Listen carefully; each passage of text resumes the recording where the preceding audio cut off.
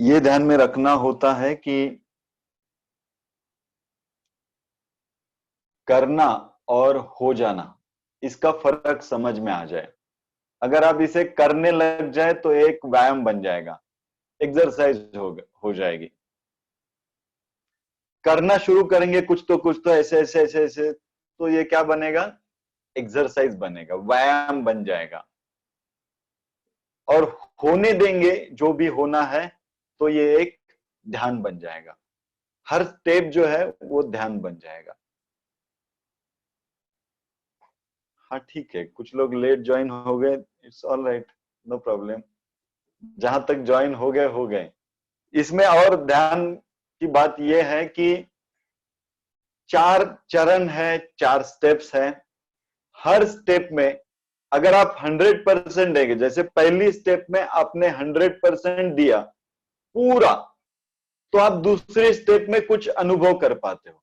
और दूसरी स्टेप में 100% दिया तो तीसरी स्टेप में कुछ अनुभव होता है, और तीसरी स्टेप में 100% दिया तो चौथी में। अगर समझो पहली स्टेप में 50 तक का दिया, तो दूसरी स्टेप में 25 तक का अनुभव होता है, तीसरी स्टेप में और कम, और चौथी में और कम। तो ये हर स्टेप में आपको 100% देना बहुत जरूरी होता है, हर स्टेप में, क्योंकि हर स्टेप एक एक सीढ़ी है, और आखिरी में उसका टॉप एंड है। गुड। कुछ लोगों के 2-3 दिन से सवाल है, ध्यान में बहुत विचार आते हैं, क्या करें, इसलिए थोड़ा सा उसी के बारे में हम आज जानते हैं। कि सबसे पहले देखो, जिन्होंने एसएसवाई किया है उनको भी पता होगा, नहीं पता होगा, पता होने से भी वो सिर्फ आपको और गहराई में समझ लीजिए।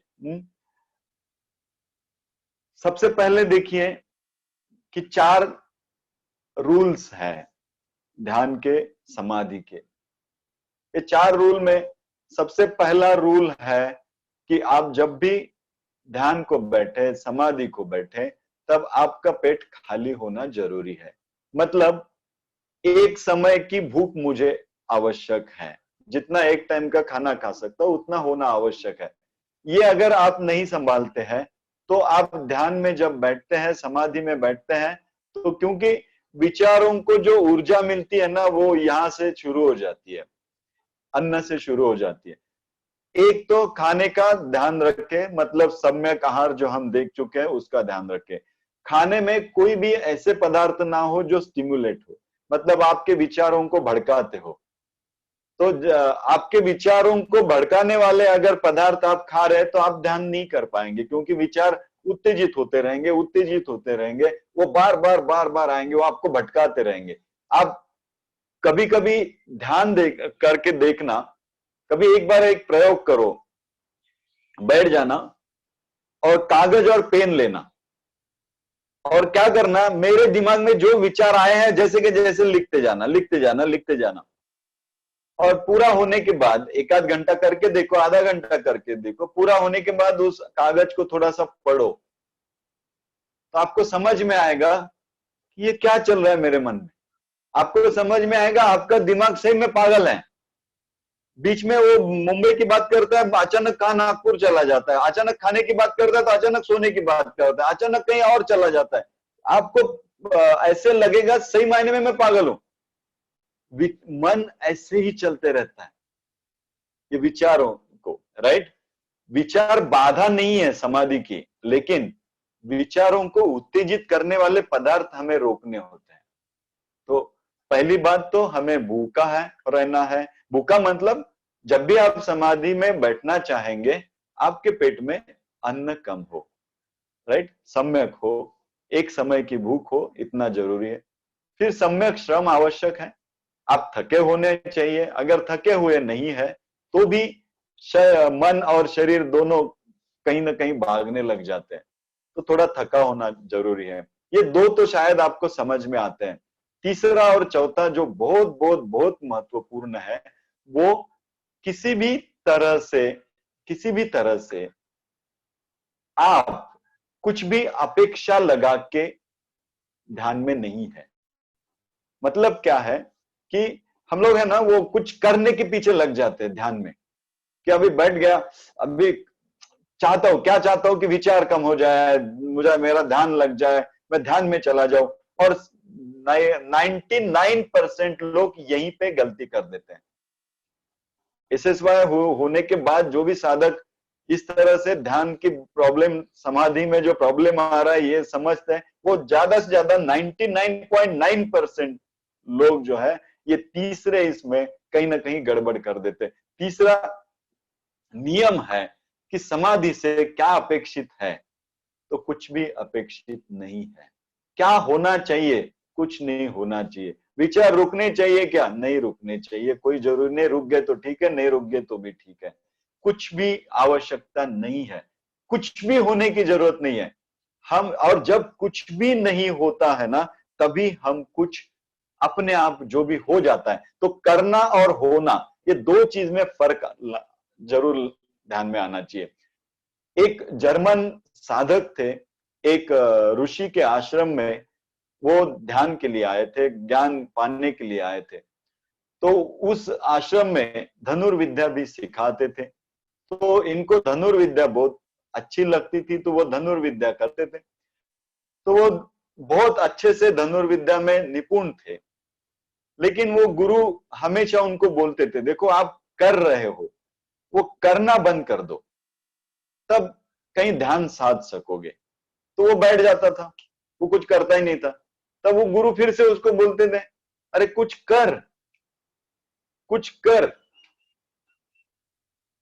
तो वो बोलता था, जब मैं आप बैठ जाता हूं, कुछ नहीं करता हूं, आप बोलते कुछ करो, और मैं कुछ करने लगता हूं तो आप बोलते हो कुछ कर मत। तो ये उसके समझ में नहीं आता था। लेकिन वो धनुर्विद्या चालू रखा था।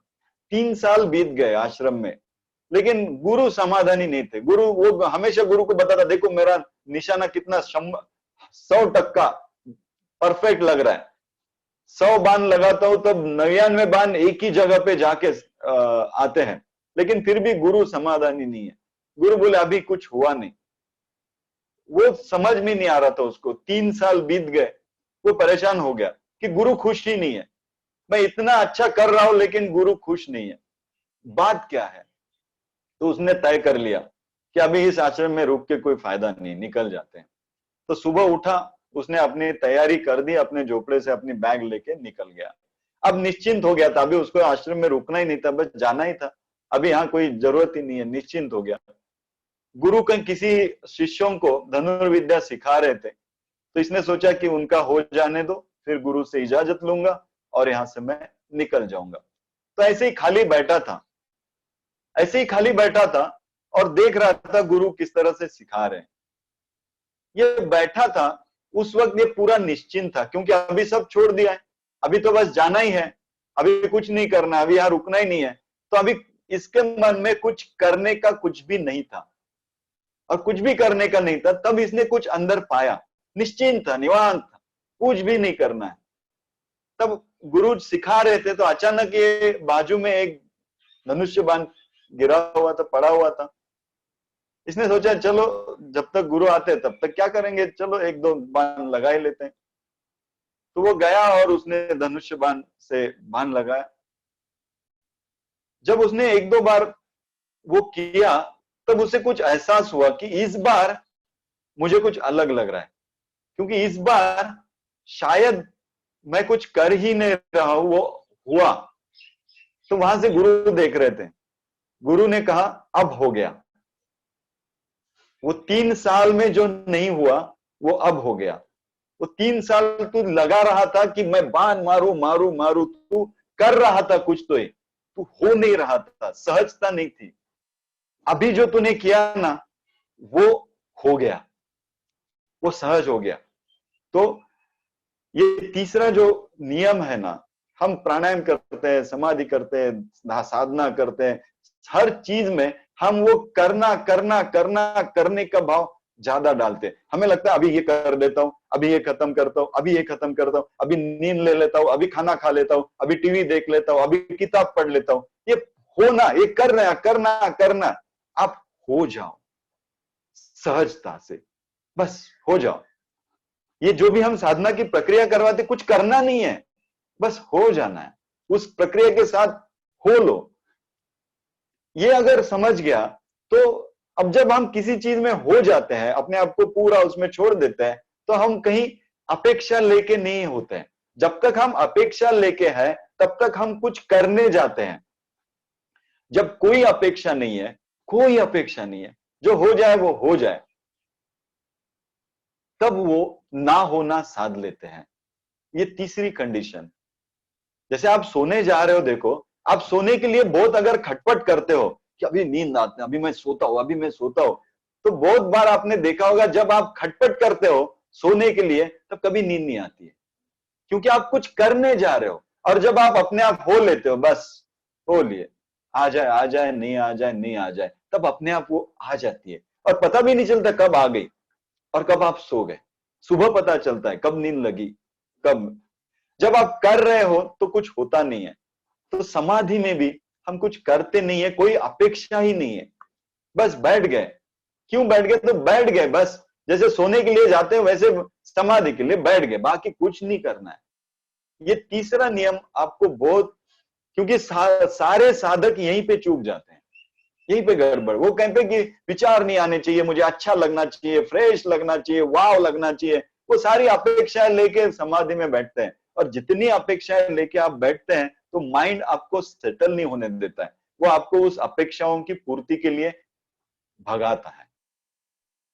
समझ रहे हो? तो ये तीसरा बहुत बहुत बहुत बहुत इंपॉर्टेंट, कि आप कोई अपेक्षा ना रख के समाधि में आ जाए। और चौथा जो है वो, आप दुनिया में कोई सहभागी नहीं है, आप इस दुनिया के लिए उस 15 मिनट के लिए मृतवत है, बस बैठ गए, बस कोई रिएक्शन नहीं है, कोई प्रतिक्रिया नहीं है, ना अंदर से ना बाहर से, बाहर से भी नहीं और अंदर से। समाधि और गाइडेड मेडिटेशन में फर्क है, बहुत सारा फर्क है। वो कल के इसमें शायद मैं समझाऊंगा या किसी ऑडियो में आपको समझाऊंगा। जो गाइडेड मेडिटेशन है ये ध्यान है, समाधि अलग है। 3 चरण है, ध्यान, धारणा और समाधि। जहां पे आप कुछ कर रहे हैं वो ध्यान है, जो कर रहे हैं उसके साथ एक हो जाते हैं वो धारणा है, और जो एक हो गया वो भी भूल जाते हो, उसमें लीन हो जाते हो, वो समाधि है।